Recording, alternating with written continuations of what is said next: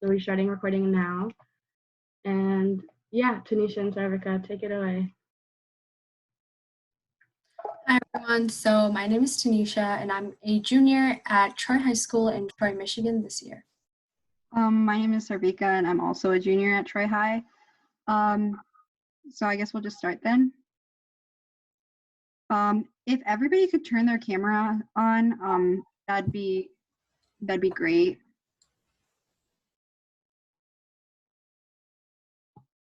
Yeah, I think we'll also like to take a picture really quick with everyone. So if you're comfortable with that, being featured on our Instagram or on our website, yeah.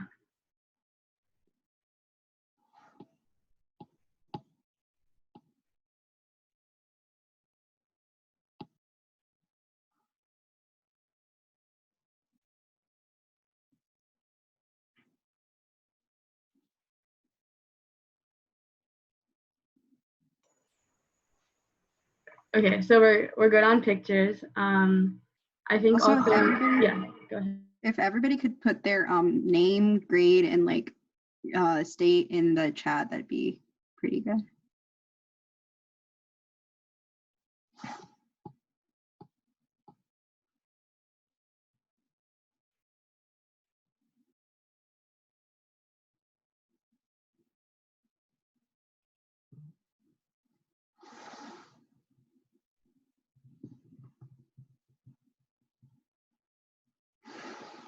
Okay, I guess with that, we'll get started.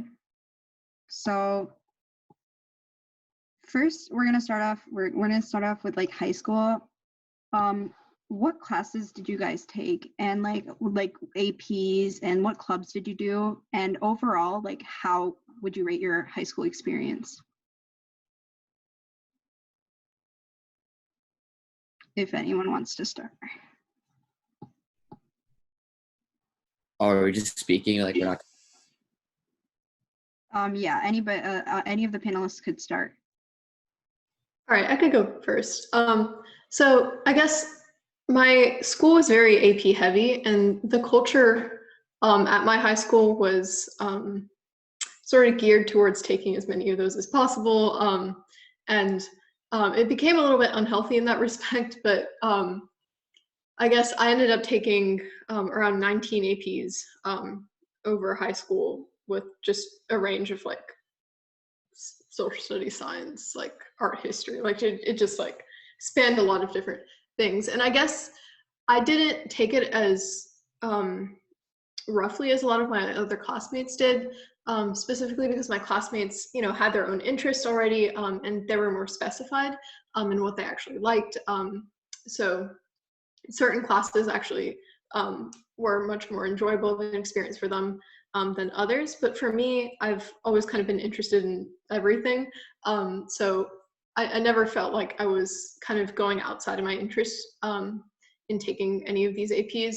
So it's definitely something you should consider when taking AP classes. It's your interest and your willingness to, you know, spend a lot of time on the subject, because that's what you end up doing in most of those classes. So I took a very diverse range of APs, which made high school in general pretty rigorous. I spent a lot of time on academics, but in terms of extracurriculars, I participated in Quiz Bowl. So academic team, we would go on like tournaments every few Saturdays in a month, and we were pretty successful. We were like nationally ranked in several years. So it was, I think, a good community there. Everyone in Quiz Bowl was pretty high achieving academically. So being able to be around, you know, like-minded people who had similar interests and ambitions was very helpful in terms of mentorship and things like that. So finding communities through extracurriculars is very important as well. It's less about the activity itself than it is who you associate yourself with and what experience you gain out of it. So in addition to Quiz Bowl, I did a lot of research things. So I worked at a few labs at Emory University looking at genetics things, but my interests have like since shifted away from biology entirely. But nonetheless, that did help shape that decision to kind of move away from biology biology research that I was originally interested in, just because I learned that the nature of the environment in a lab just isn't what I'm looking for. So it's very helpful, like even if you don't get like published research out of it or things like that, just to get an idea of what these career paths might look like, and kind of it'll help better inform your decisions you make afterwards. So those were kind of like my two big extracurriculars. I did some math research after moving from those labs, and I did that at Georgia Tech. So yeah, research and quiz bowl tended to be like my two main things that I did, which kind of, made high school a little bit spicier, for lack of better terms, outside of just, studying away at academics. So yeah. So like just wondering, do you think like all those APs were like, I don't know the word, do you think they all helped, or what is the number of APs you recommend that like we take, like just in general? Yeah, so that's okay. So I guess answering the first part of that, I feel like all of them helped in a certain way, in like shaping my interests. I don't think I'd be nearly as interested in art history as I am now if I didn't take AP art history, but whether or not that's important in the long run, I don't know. So it's, again, just very much based on your interest, what you value. And as a segue to the second part of your question, because it's so based on your own personal decision, I struggle to, want to put a concrete number on the number of APs you should be taking. And in addition to just personal decision, a lot depends on your high school, how many they offer. Some schools just don't offer as many as my school did, and some schools might offer more. So it's definitely a range, but it's definitely something you should consider balancing out. I wouldn't take, like on the maximum end, I personally wouldn't take more than like 4 a year. It just, you're not learning as much as you should be if you're trying to spread your interest everywhere. But again, that number is very flexible. I can go next. So for me, I was trying to count the number of APs I took. I think it was around 16. It was a lot. I'm a lot like Maya when my high school is pretty competitive and pretty AP heavy. So because of that, I felt like I had to take a lot of APs, even though the subjects weren't things I was necessarily interested in. And that definitely made it harder to study for APs. Like, for example, AP US History was hard to study for, since I didn't particularly like the subject. But I'd say overall, my high school experience was still good. By junior year, I was definitely able to figure out how to study for these different classes. And so because of that, it got easier and the workload became more manageable. Outside of high school, one of my main clubs was actually speech and debate, which isn't necessarily STEM related, but I feel like when you're looking at clubs, as long as you're passionate about the club and as long as you really like the activity, just continue doing it. And if you don't like an activity, don't force yourself to continue because you think that colleges want to see like consecutive years or multiple years of an activity, because in the end, you want your high school experience and the activities you do to be something that you really enjoy. And the other thing that I did was also research. So I worked at the Scripps Research Institute and Sanford Burnham, which are both located in San Diego, where I live. One of my main extracurriculars was science fair, so I participated in the regional, state, and international levels of the science fair, and I also, even though it wasn't a club at school, I played a big role in organizing the regional science fair every year, as well as starting different science fair workshops to get more underrepresented kids into the regional science fair. So those were my main classes and extracurriculars. Yeah, I can go next. I would say my high school was similar in many respects. I only took a measly 13 APs. So that's a comparison point if you're worried that 19 is not enough. I would say I was really fortunate to go to the high school I did because we were able to explore a lot of different interests. I mean, I was kind of all over the place. Like freshman year, I did robotics, didn't really work out. I did football sophomore year, didn't really work out. And then, yeah, in terms of clubs, then I decided to do this organization called National Hispanic Institute, and in that we would coach different students from all over our city to do debate in topics that are pertinent to like the Latinx community. And then in, let's see, junior year, I got really into biotechnology because our high school had a biotechnology class, and that culminated in a research internship at a YC startup here in Austin. And then I would also recommend, after my sophomore year, I did an internship at NASA at UT called the STEM Enhancement in Earth Science. I really recommend that one because out of the 40 people that did that, I mean, I think I'm one of 5 that went to Stanford. I think 5 went to MIT. I think everyone ended up going to like a really good college in the end, like whether like a really strong state school or one of the Ivy plus. And then I would also say when I was writing my application, I was really trying to balance heart and mind. I don't say that you should only do things that are STEM if you want to do STEM, because in the end, there's more to life than STEM. And it's really important to be able to say, like, yeah, I was able to pursue what I like and do cool stuff with technology and science and math, but I was also able to help in my community and make an impact. And I think they really like to see when people take different paths to reach common goals. And so I guess I should also mention, I was really into entrepreneurship here and there. So I started a company after junior year to focus on decentralized genetic data. And then that actually continued for a while. And I can say now I'm working on another company with some buddies from Stanford. And we're actually going to have some talks with some VCs next week. So that's pretty interesting. If any of you have any questions about entrepreneurship and stuff, I'm happy to cover that as well. Yeah, I think you created a really great segue for me to jump in, Alex. But I'm at the Dyson School of Business, and for me, STEM is not actually my focus. It's more of like, I guess, a minor, you can say. I'm not even minoring or majoring in anything STEM related. But I do own 5 3D printers, and I'm obsessed with all things 3D printing because that happens to be my thing. And my journey is definitely a little bit interesting and unique to both Maya and Ruchi. And hopefully I can shed some more light on other things that can happen.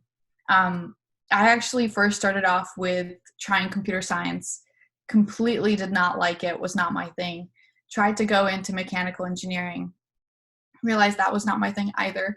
And then I quickly realized that I could not do engineering as my day job because what I really cared about was being an entrepreneur and more importantly, being an entrepreneur that had a social impact focus and was interested in kind of doing more with tech and using the technical skills that I have and applying them to solve existing problems and using my entrepreneurial background to do that, which I feel like is probably similar to what Alex does. But basically, I realized that was my passion fairly quickly because I knew that, you know, in doing Science Olympiad and all these other cool things at school, it just wasn't fulfilling enough. And I couldn't just derive all of my value from grades, which a lot of the students at my school did because like Maya and like Ruchi, I came from a very competitive high school. Lots of students were encouraged to take APs. Lots of students went into Ivy Leagues, private schools, and all that good stuff. So it was definitely really intense and I didn't feel like I belonged, but it definitely was kind of the path less taken, but one that has taught me a lot. And I've grown tremendously from all the things I've gone to work on, whether it's a nonprofit that does computer science in Africa, or even now a group of 300 people that are 3D printing face shields to donate to medical workers. So really, there are so many different avenues you can go down in that aren't just, you know, pure STEM. And you should definitely keep an open mind to the fact that you can be in STEM and you can be curious about STEM and go down that route. But from just so many different angles.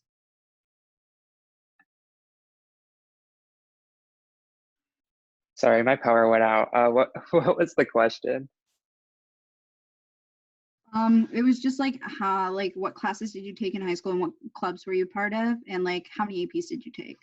Sure. So just to remind you guys, I'm a junior at Hopkins, so high school has been a bit ago. But I'm from Davenport, Iowa.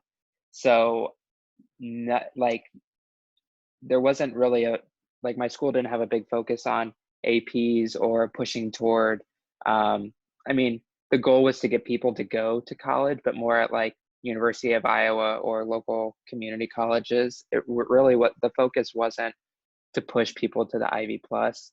So, and then I guess classes I took then, so my school didn't have APs. They had dual enrollment classes. So what that meant is that the classes would, I would take these classes and their credits would be transferable to like a community college or University of Iowa.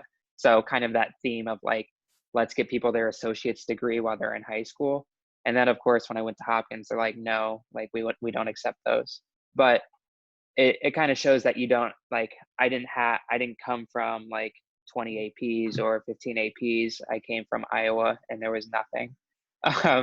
But I guess a bigger part of my story there was that at the beginning of my sophomore year, I had a spinal cord injury. So I had to, I ended up missing all of my sophomore year in person, and I did it all remotely from therapy and from hospitals and all of that stuff. So that kind of like prepared me for what we're doing now in a way. But so that was a big part of my my application, and not really like pity me, but more like I experienced this, and because of that, I want to go do neuroscience at Hopkins, and I want to do research in that area.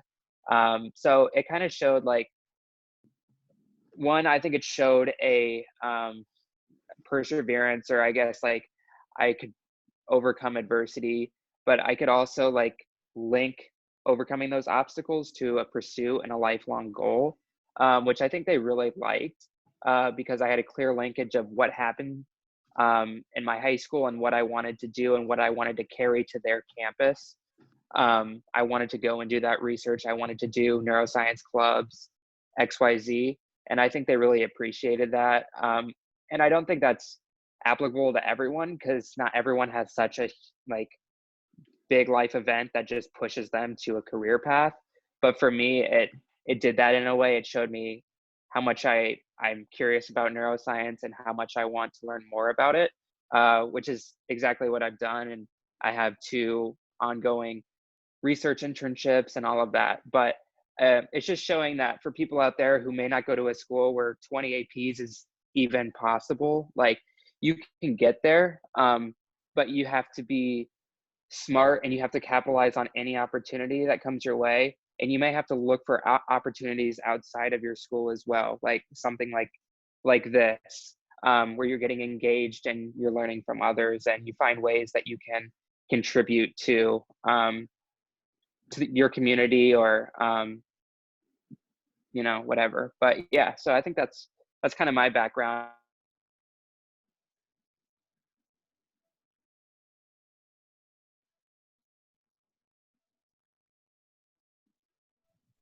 I think his internet went out again. Okay, so I think all of the panelists mentioned having some type of research opportunity or research internship. So how did you guys land those roles, especially in high school? Because research is definitely a really good item to have on your application, especially to get exposure to the field you want to go in. So do you guys want to talk a little bit about that? Yeah, sure. So I first kind of got into research. I wouldn't really call it research, but I started my first like science project in 8th grade, actually. I would attend these workshops in a local library, and I contacted the person who was running them, and she said yes to mentoring me. And so that was kind of my first research. But in a lab I started in my sophomore year, it was definitely really difficult because I was 15, and I think most of the labs required that you're 16, when you start. So I actually had to email over 70 different labs. I started out pretty particular about the type of research I was doing because I really wanted to do research on a very specific field, but then I realized I can't be picky since it's already an opportunity to just work in any lab doing any research. So the first time I emailed over 70 labs and I worked there for 6 or 7 months. And when I turned 16 and I had that original research opportunity, I only had to email 2 labs and got offers at both. So I think the first time is very difficult because you don't have any past research experience on your resume, and a lot of labs don't want to take you since it definitely feels like they have to spend a lot of time teaching you and training you. But the second time around, once you have that initial experience, it's definitely easier to get research opportunities. I'd say when you are emailing labs, obviously make sure you address them professionally, read their research, read their recently published papers, and talk about like exactly what project you want to be a part of and how you will contribute to your lab. Don't just send generic emails to every single lab because they want to know exactly like what you're going to bring, and you should sell that as well. And then I think there was a question that said, did you do independent research at 16 or asked to work with a professor already conducting research? So my first research internship at 15, I worked under a postdoc in the lab and I contributed to his project. For my second internship at 16, when I emailed them, I specifically asked to work on an independent project. So the first 3 months I was trained by a postdoc, and then the next 1.5 years, I was working on my own independent project. I think we can take one more response, but before you guys go on, we do have time to ask questions at the end. So if you guys could hold off on your questions because we want to get these other questions out of the way first. I can share a little bit too. I did some research at NYU on artificial intelligence and polymers and chemical reactions. So that was pretty cool. We did get to publish, which was awesome. But the part that I kind of, reflecting back on it, I realized that a lot of it was luck. Nobody in my family comes from a research background. We don't really have any doctors in my family. I'm the first to go to college. So like I didn't really have the connections to back me up in finding a research internship. And it was really just through the opportunities at my school. One of my teachers happened to do a favor for this professor at NYU, and a favor for a favor, the professor had to take me as an intern. And that's kind of how I ended up there, which I'm really grateful for because I made the most of it and worked really hard to prove that I should be there. But I also think, depending on your situation, it might not always be that you'll get an internship or a research opportunity. Because I know when I was trying on my own, just reaching out, cold emailing to, the schools and universities in my area, I had such a hard time finding a place to research. And a lot of my friends did too. So I know a ton did independent research, and they would just get their teachers at my high school to kind of help them and support them and guide them in this research. So that's always an option for getting started. Okay, I guess we'll move on to the admissions process. So I think a common question that I think everybody wants to know is, how do you stand out on your application? Like, what did you put on your application that helped you get into the school what do you think that you put on your application helped you get into the school that you are in? So I actually had the rare opportunity to go back and look at the notes that my admissions officer made on my application. And what was interesting to me was it looked from my perspective that they had about 5 minutes to go through that first pass. So like once, let's say you've met the thresholds of APs, test scores, all the numerical metrics. I mean, it looks to me that they spend about 5 minutes skimming your essays. And so the way that I looked at it was there has to be a way to kind of grab their attention and really make them want to advocate for you, because that's what's happening in the background. Is there's a committee and your admissions officer is taking your case to the committee and saying this person should get in and this is why, and I believe in them. And of course, for every one person they let in, they have to let go of 19, which I've talked to them and they really lament that. And because they've become very close with the people. I mean, basically they've read into your life and they become very close to those people, even though they've never met them. And so what I would say is you have to be really, really honest. You just have to be completely and totally honest about why you want to go to that school and what they offer and what really drives you. And you have to do it in a way that, I mean, the way that I looked at it was every paragraph of like the main comment at essay for me, I wanted to make sure it started with a sentence that really grabbed your attention so that they could read the first sentence of every paragraph and get the story without having to spend too much time getting into it. Another thing they noted on my application was they really like to see a sort of wonder towards the thing that really drives you. For me, for example, it was decentralized genetic computing. And I really went to why that excited me, why that's so important for me. And then I talked about what I did to make that happen. And they said that they really liked that. They also said they like to see numbers. So they like to see, I helped coach 100 kids. I helped bring, 50 people, to my STEM club. They like to see big numbers like that, or like 100 people came to a talk I hosted. Those are basically the main things that I have picked up from that admissions process. Sure, and I could totally second on the fact that being genuine and being authentic to who you are is like incredibly important in your application. I think there's like a common phrase that if you like throw up, like if you have like an admissions officer throw a bunch of these application essays in the air and has to pick one up at random, they need to be able to tell that this is like one individual person. They need to be able to pick a person out, just based on their essay. So the point there is like to not be so cookie cutter, to get like kind of just put the things on your essay that you think that college wants. Rather, you should tie your experiences together, your intellectual curiosities together, and kind of weave an essay that actually represents who you are, and let the college do the choosing. So don't try to shove yourself in to some kind of cookie cutter, some kind of template, just to get in. Definitely just be you. Yeah, so I think that's definitely one of the biggest things.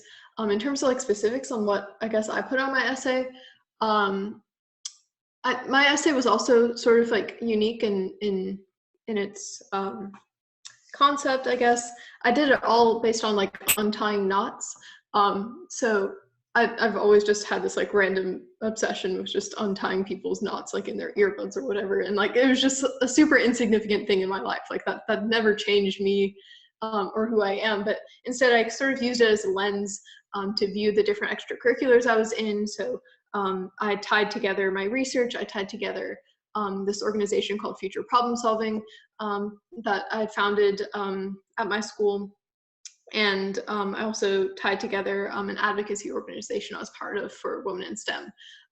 So I tied like these different extracurriculars together through this unique lens. And I had like a really weird introduction that like, just made the like admissions officer probably very confused and want to like read more to clear up why I'm talking in depth about knots. And so, like having an interesting concept, but also just being like fun and just authentic to yourself is just very important. I think if you don't have that much fun with the application process, and you find it like, of course it's grueling, you have to write a bunch of essays and things like that, but it is fun if you're doing it right. You get to sort of like look back on your experience and reflect, and then tie things together in a creative way. And I think that should be more the approach than to kind of shape your experiences specifically so that you could get in. So yeah, my words of advice there. For me, I definitely agree with what everyone has said so far, like to be authentic, to be yourself. Something I think that worked for me, I know a lot of the colleges have these short answer questions. Like, at least I know Princeton and Stanford have these like short answer questions, and Yale. So for me, my Common App was really based on my interests, what I was passionate about. And obviously I made it, I was able to show my personality in it as well. But the short answers were all about my personality, who I was. They were kind of witty. I put, like my own puns, probably too many, jokes, things like that, that just showed who I was. And I think having that combination of, yes, you are academically inclined, you have interests, but also you're not a robot, right? Like you're a real person. You have a personality that would really add to the student body at that college. And I think that's what a lot of the more like the Ivies or the more like liberal arts focused colleges also look for. And so I'd say that you can tell based on the prompts. They'll guide you. If one of them is like, what do you want to major in? That's a place where you can really talk about your interests, or how will you contribute to our college. That's something where you can really talk about your interests. And then when they have these short fun answer questions, like if you could teach a course, what would it be? Or what would you add to like the sweet experience at Yale? Those types of questions they're really looking for who you are as a person. And I've spoken to some of the admissions officers through a similar panel like this, and they've said that that's their most fun part of reading applications. It's to read those short answer questions. And I actually got a handwritten note from the person who read my application, and she said that her favorite essay was one of those short answers, which was completely irrelevant to anything I've done in terms of STEM or science. It was just showcasing who I was. And so I thought that was really interesting that they truly cared about the type of person I was. Another thing is I mixed a lot of my STEM and more humanities-based interests in the same essays. I tied them together to show that I would really take advantage of Yale's like curriculum, where I would definitely take more humanities-oriented classes despite being a STEM major. And that's actually one of their mottos is like, yeah, you're focusing on STEM, what else are you doing? And a lot of people, they're double major. So definitely look at the college you're applying to, and have a reason, obviously, to want to apply to that college.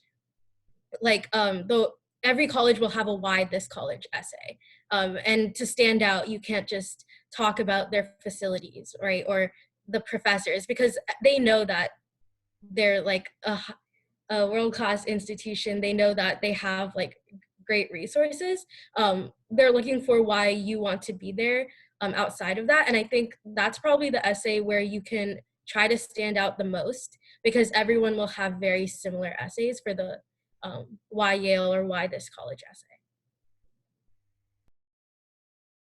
Yeah, I can also jump in to second everything that has been said before. I think to point out with what Maya said, I have had a ton of friends that will literally like use this kind of essay writing technique of like taking something so insignificant and using it to relate back to like, the bigger picture of like who they are as a person, and like taking something as simple as like tying knots to like your life and like who you are as a person. I've seen a lot of people do that. My friend did that about like taking a shower. My other friend did that about like his feet, or like, I don't know, weird things. People just, it's very interesting. And I think this goes to prove Maya's point, and same with Alex, that you really kind of need to grab their attention. And I think for me, the way that I also took the application process was, I didn't realize that the essay would be the most important part, but being in college now, I reflect back and I see that, that's the most important part. And I used my essay to kind of explain what my issues were, because I didn't get that great of an SAT score. I didn't do super great in my grades. I didn't get like the best AP scores. I was not the best student in my school. I was an okay student because I prioritized my extracurriculars and my personal growth outside of school. And I really wanted to use my application to explain that, and explain that, like, school is one thing for me, but it's a means to an end. And there are certain things that I am here to get out of in school. And then there are certain things that I might do differently with my school experience. And I really wanted to kind of talk about that and just show that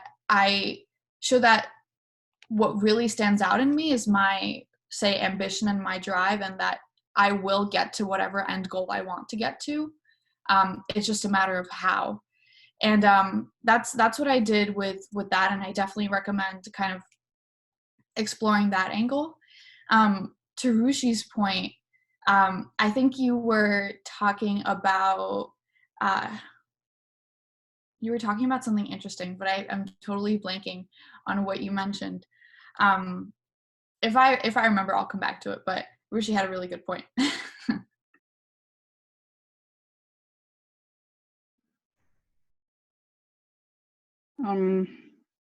So Kale, can you tell us like your college admissions process, and like what do you think that made you stand out the most? Yeah, so I applied to Hopkins early decision. So it was my only school that I applied to, because I got in and then I didn't need to do anything else. So I would second what Karina said about the essays being, I think, the most important part, because they show your present voice. Everything else on your application is what you've done throughout high school, but this is your chance to say, this is who I am, not this is what I like, the rest is for what you've done. So the two essays for Hopkins were, just the regular Common App. And then there was also a collaborative essay about like, do you value collaboration? So I guess for the main Common App one, I kind of talked about, like I said earlier, how I had that injury, and then what it meant for me, how it changed my worldview and perspective, and then what I wanted to do because of that. So I guess the biggest point there is just being really, if you want to be really vulnerable. I think there's many ways to approach these. Mine was being vulnerable and being really upfront with, this is exactly what happened to me, and this is exactly what I want to do because of that.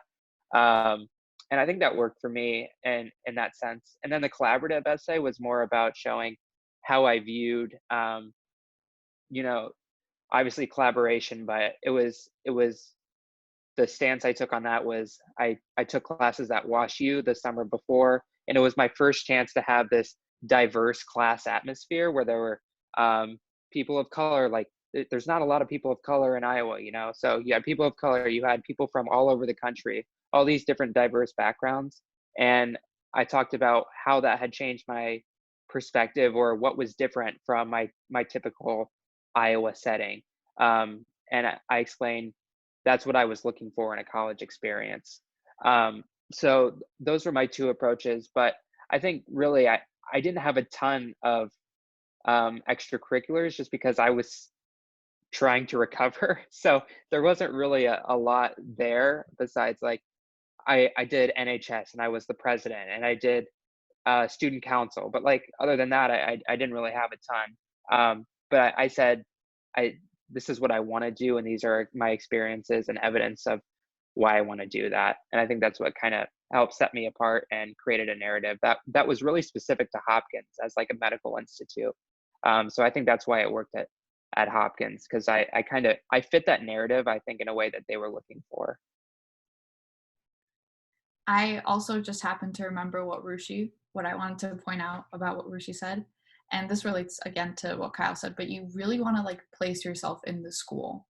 I did a ton of research on the entrepreneurial opportunities at Cornell. And I have this thing where I love doing work in windowsills.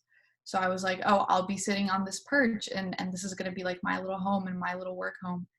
And just kind of placing yourself in the college atmosphere and showing them how you would fit into their ecosystem. Because like an admissions person or team's job is really to just create a class that works well together. And if you kind of give them a snapshot into how you can be a contributor to that, that will be really helpful. So do you guys have any more information or any type of research or opportunities that you guys were part of that really helped you get into your field? So for me, I knew that Yale was my top choice school around my sophomore or junior year. And so I actually landed an internship the summer into my senior year at Yale's Department of Immunology and Neurology. And for me, I think that really shaped my why Yale essay and why I really wanted to go there. I had a unique experience there, and I had met specific people that made me 100% sure that Yale was the school I wanted to go to. And I think that's definitely something that helped me both research-wise and like specifically for the school that I wanted to go to. Additionally, like I met people there that I really liked, and my entire why Yale essay was just talking about the fact that no matter who I spoke to, even if it was for 5 minutes, I learned something new. And it didn't even have to be science related. I learned random things. I learned things about like Rubik's Cubes or cooking or like random things, but it was such an amazing experience. And I obviously, the internship itself was very valuable, but to me, what was more valuable was the people I met and the other experiences I had there. And so I was obviously really lucky that I was able to get an internship there, and I was able to like get paid so I could like live there in New Haven. But I think that was definitely probably something that stood out to them. I'm not completely sure. I've never read my application file, but that's just my advice. We haven't gotten the chance to talk about scholarships yet, so I'll jump in on that because I absolutely love scholarships and recommend that you apply to some and do a thorough amount of research. To be frank, I probably did more research into my scholarships than I did into my schools I was applying to. Not a good move on my part. Don't make that mistake, but definitely put a lot of energy into applying for scholarships. And these are the 3 that I got. I definitely recommend that you look and do more research. There are just so many things out there, and you could really get your college paid for if you're not in the position to get FAFSA or financial aid or whatever it is. Yeah, I totally agree with Karina there. Scholarships are incredibly important. A lot of these top schools, like even though they give you like financial aid and tend to be generous there, it could still be incredibly out of reach for people, and scholarships could do a whole lot to help you out there. But for me, I guess in terms of figuring out exactly where I wanted to go, what field I wanted to do, the extracurricular I think that helped me the most was, well, I guess of 2 things. Quiz Bowl, which kind of gave me a nice like broad understanding of a whole lot of subjects in pretty good depth. And that kind of gave me a good survey on like, okay, I think I'll be more interested in these sort of things. But in Quiz Bowl, I guess I was a fine arts player, so totally not related to STEM. But I think that helped decide more that I wanted to go to a liberal arts school. So I got accepted to Caltech. However, the main reason I declined that offer, which is obviously a wonderful school, over Princeton, the reason I didn't choose that over Princeton, I guess, is just the fact that they don't have as strong of a liberal arts program. And I enjoy interdisciplinary things as well between the humanities and STEM, and would just find it to be a richer educational experience to have both of those in college. So that sort of guided my decision there. And I guess in pursuing math and physics, the research internships I did at Georgia Tech in math really got me interested in pure math and kind of introduced me to a world I just did not know existed. Like, you know, beyond the quadratic formula, I didn't think there was much else to math, you know. But seeing like proofs for the first time and seeing abstract algebra, group theory, like all these things, which were just absolutely fascinating, but were totally unfamiliar to me before, definitely drove me to look at math more, and I eventually just absolutely loved it. And again, Princeton's just a wonderful school for math and have like wonderful faculty there who are doing great research. So Princeton became more of a clear choice for me. I also just wanted to second what Ruchi said earlier, which was when I was, let's see, the summer after my freshman year, I did a residential program at Stanford. And so that helps to give you basically ammunition for that why XYZ college essay. Because in the end, when you're looking at the different colleges, what I don't recommend you do is apply to every Ivy, apply to Stanford, apply to MIT, you know, because I also applied to Stanford early, and then I remember a week before the decisions came out, I was like, I better get my ducks in a row in case this doesn't work out. So I should probably start writing, you know, polishing down the other colleges I'm applying to. And I remember like trying to fill out the MIT essay, or yeah, the MIT application, and I was like, wow, none of these questions are speaking to me at all, because I really liked the way the Stanford application was written. I liked the questions they asked, and those were easier for me to answer. The MIT app was just it just didn't make sense to me. So I think it's important to consider. And then actually to answer the question that we're currently talking about, I really recommend, if you don't find the opportunities that you're looking for, make your own. I mean, make your own club, start your own thing. People are out there and they want to help you. Your teachers want to help you. A lot of people who are also successful, if you reach out to them, they want to give back to the younger generation, and they're really motivated because they're paying it forward, and they'll help you out if you need the help.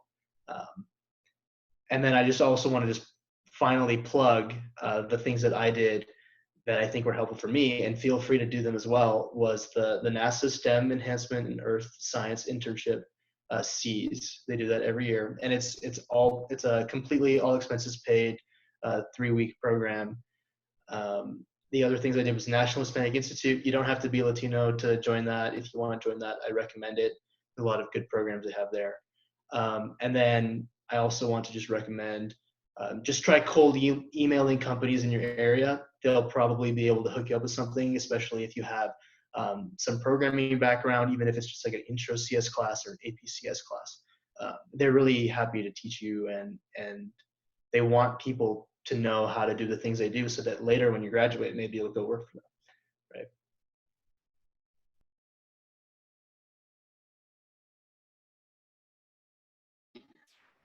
right? So looking back, like what advice you have for like just general advice when you fill out your college applications, like what do you think is the most important part of it?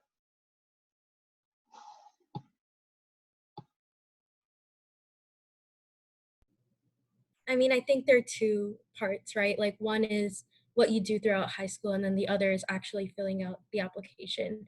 And they're very codependent on each other. So when you're choosing like what to do throughout high school, just do something you're passionate about, because that's really going to reflect in your essay. If you're not passionate about something and you try to write it or like show that you're passionate about it, I feel like it's very obvious that you don't really care about what you're writing about. So don't do things because you feel like that's the major you want to go into, so I have to do something related to this all throughout high school.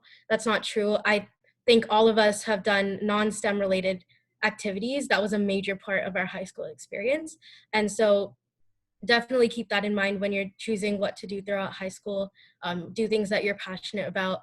In terms of classes, obviously a lot of us took harder classes, but like don't feel pressured to only take classes because other people are taking it. And I realized that later throughout high school. So that's my advice for people who are not yet at the college application process. For people who are about to fill it out, I'd say start early, work on your Common App early. If you have a school that like start looking at their essays and like kind of, it takes a while, especially for these short answers, to think of something to write about. Sometimes it just comes to you when you're not thinking about it. And so the earlier you look at the prompts, then, it'll be easier in the long run. And also, like Alex said, apply to schools that you actually want to apply to, that you actually like, not just because it's prestigious or you think it's a really good school. If you don't think you'll enjoy your time there, don't apply. It'll take away, if you have to decide in the future, it won't matter if you don't apply there in the first place. And then again, just show what you're passionate about, and also don't forget to show who you are, your personality. A lot of my essays, again, were completely irreverent, and that's completely fine, because I just showed who I was. And so don't write something or don't fill out the application thinking about what an admissions officer might think.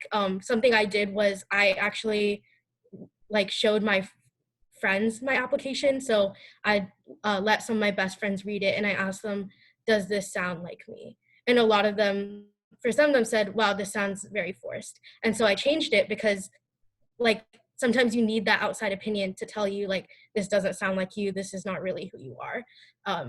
So definitely, take help from other people, be completely yourself, and don't stress out too much, because like Maya said, a lot of these questions are actually really fun to answer.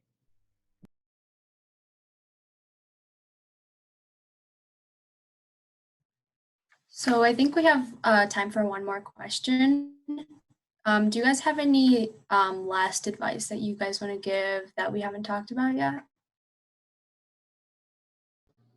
Just to maybe touch on the last question a little bit, what I've heard is that for the Common App, they really only look at the top 5 activities you list. So I'd make sure you really have those down. Not that you need 5 different things that you're doing, but what I did, for instance, is if I was serving in a different capacity, but in the same organization, I would make sure to differentiate those. And then just to kind of maybe detail how much time I'm really dedicating to this one organization. And that's one possible way to do it. It's not the only way. Yeah, and I guess as sort of an overview thing, I guess when you look at this whole process of getting into a college, pursuing your interests, things like that, it's a process that's very personal, right?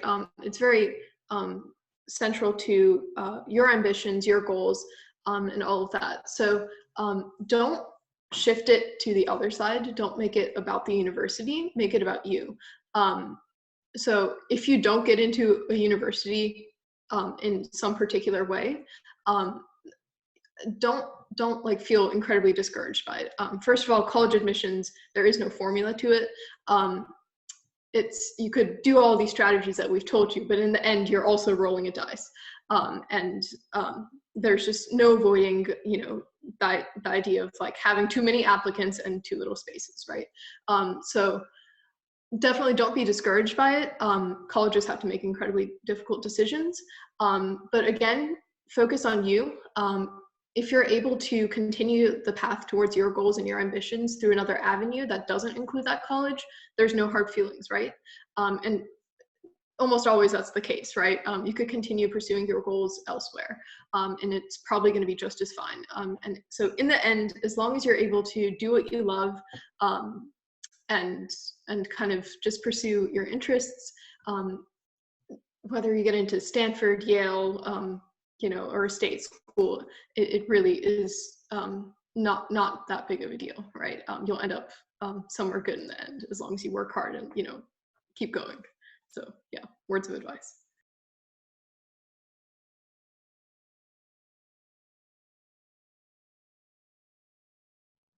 So I think we can open it up to the audience now. If you guys want to ask any questions, just put it in the chat or feel free to DM me or Sarvikaa. And if you guys want, you can raise your hand on Zoom and then Pari can call on you, I guess. So first question was, how did you guys come up with a theme for your applications?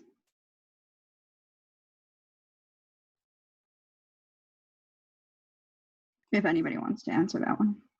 I guess I could do that. So I think Ruchi had mentioned this before, sort of about having just a lot of time, right? Make sure you're planning ahead and have like adequate amounts of time to be brainstorming.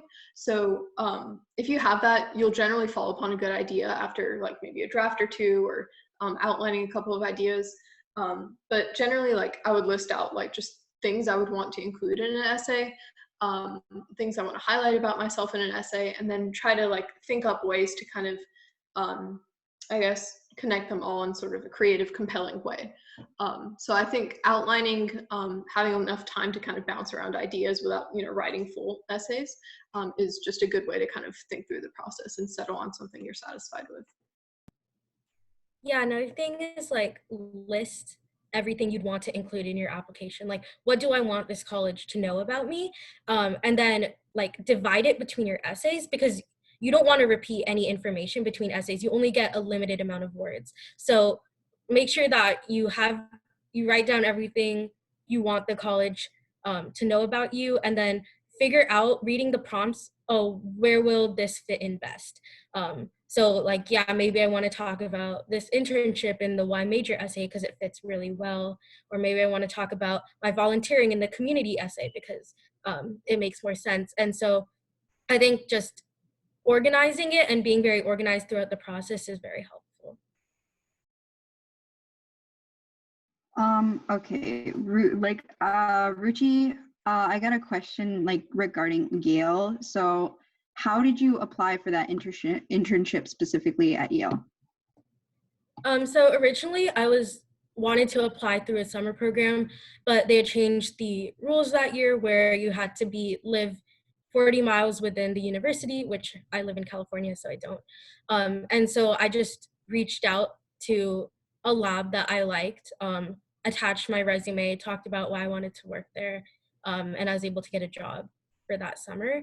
I know a lot of it seems easy at first because it's just like, oh, you just email them. But like I said, my first time it took over 70 emails, just like random cold emails. And I think as you add more to your experience and as you show that you've done more, you're able to like show that you're definitely going to be an addition to the lab instead of a burden, and that's something that they look for.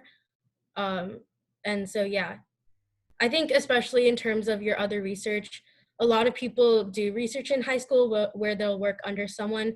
I think in order to stand out when you're doing research and be more attractive to like other labs, when you're trying to get future positions, definitely show that you had a very big role in the lab that you were working in. So personally, I worked on an independent project for my second one. So I designed and conducted the experiments independently.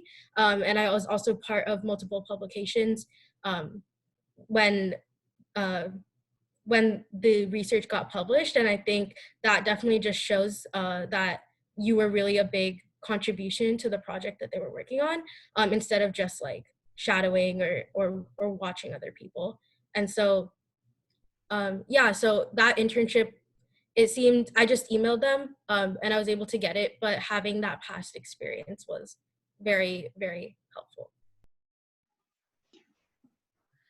Kale, there's a question for you here about, do you have any other neuroscience programs that you would have applied to if you didn't get into Hopkins?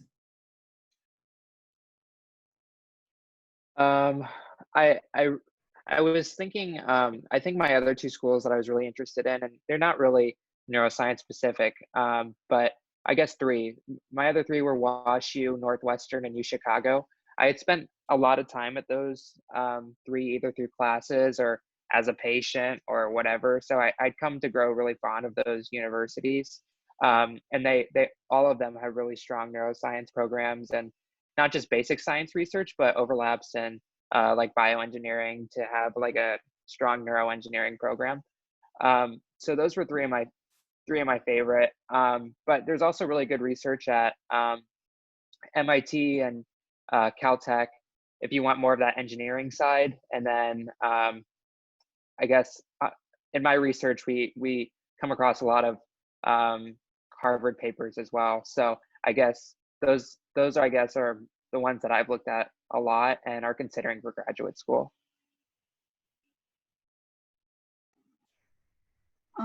So one question that was asked was, should you focus more on extracurriculars or activities? I mean, academics. And like, did you like, is volunteering necessarily important for your application? I wouldn't. Oh, Go ahead. okay. I can just go quick. I was just going to say, when you're looking at academics, those are things that are quantifiable for them, and they're just going to basically feed that through the system. And then extracurriculars are something that they're going to need to read. And so what I think is you need to kind of try to shoot for the averages or like a little bit above average of whatever school you want to apply to. And once you've achieved that, I would focus a lot of time on your extracurriculars and making sure that, like Ruchi said before, like you've made a big impact in them, and that if you have a recommender from that, they can speak to that. That you made a big impact in whatever environment you were in. And I'd say, yes, volunteering can be a totally valid way to do that if you are able to make a marked impact in that community that you're volunteering in.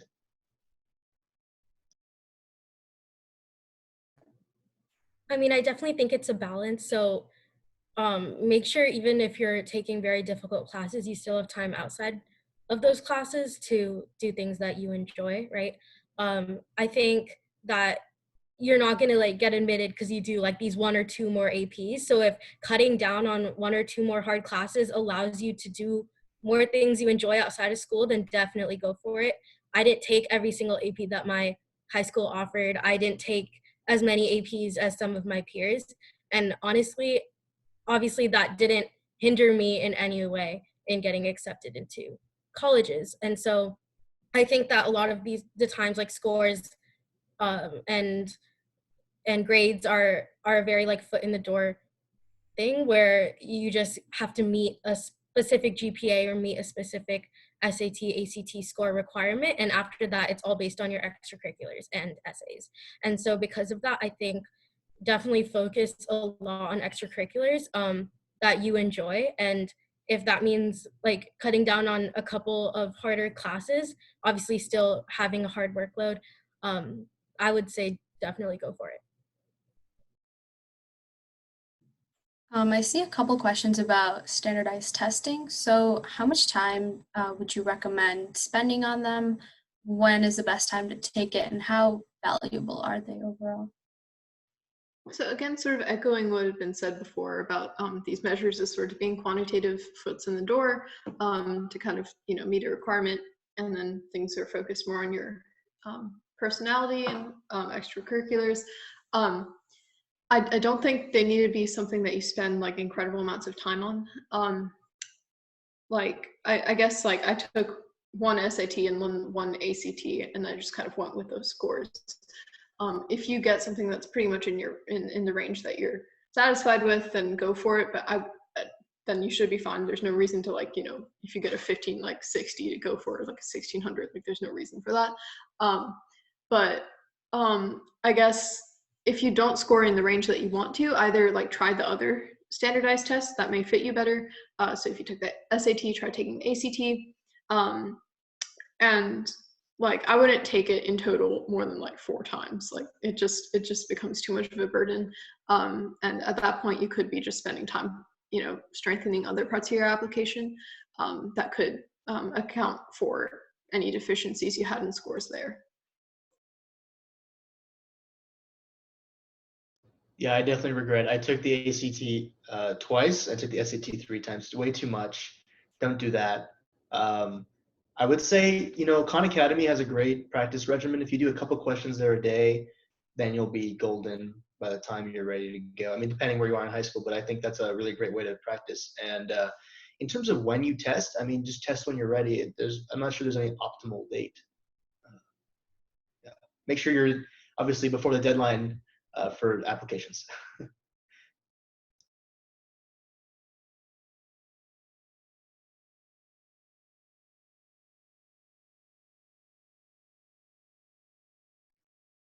So I think we can, I guess, kind of call it here. thank you to all the panelists for speaking about your experiences. And thank you all the attendees for attending and listening to all the experiences. We have 2 closing things that we wanted to talk about, so I'll just share my slide and we can discuss that. And if you have any more questions that are specific to like one specific attendee, meanwhile you guys can like, I guess, private message them and ask them about it and they can answer that way. Or I think they've all put their LinkedIns as well in the chat, so you can reach out to them through there. I'll share my screen really quick. Okay, so final remarks and going forward, we have another event on September 27th with Ria Malhotra.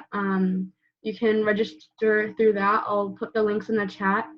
As we are recording this event, we will share the recording afterwards. And to get the recording, we request that everyone fill out this feedback survey, and that will be sent in a follow-up email as well. So to get the recording, you guys can fill the feedback survey. You guys, for future opportunities, you guys can connect with us on our Instagram. Just mentioned here, we have a membership application that I'll put in the chat as well. And our link tree to register for our events and also just go through our other platforms. And so Sarvikaa and Tanisha are also chapter ambassadors for Spark Michigan. So I'm going to let them talk a little bit about their chapter.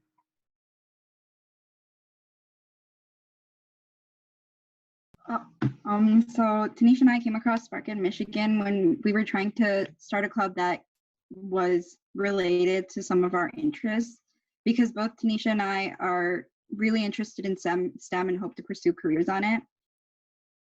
So that's why, and we came in contact with Pari and we started a Spark in Michigan branch. Yeah, and we especially got interested in Spark Ed because they specifically wanted to spread resources for the scientific field, which is something that we're both really, really interested in. So we are starting a branch in Michigan, and we'll do similar things like the actual Spark Ed Michigan or Spark Ed branch does. We're going to be focusing on chemistry and astronomy and physics. So if you guys are interested in joining or gaining any kind of leadership opportunities for those of you who are in high school right now, you can contact me or Sarvikaa, and you can also follow our Instagram, which is the username is on the slide. So just let us know.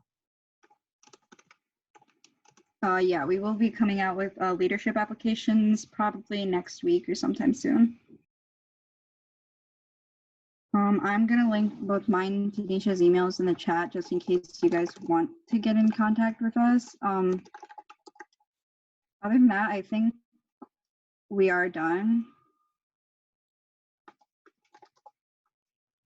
Yeah, I think we can kind of call it off.